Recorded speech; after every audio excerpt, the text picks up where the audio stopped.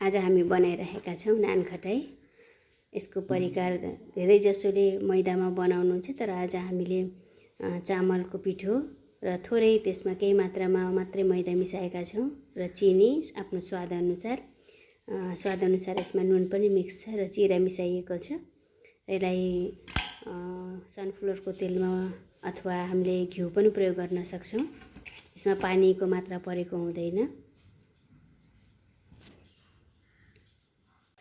हाम्रो नानखटाई पाकेर तयार भइसकेको छ। यो हाम्रो 210 डिग्री टेम्परेचरमा हामीले यसलाई बनाइरहेका छौँ।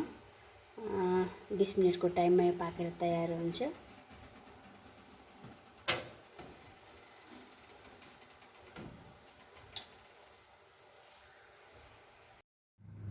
हाम्रो नानखटाई बनेर तयार भइसकेको छ।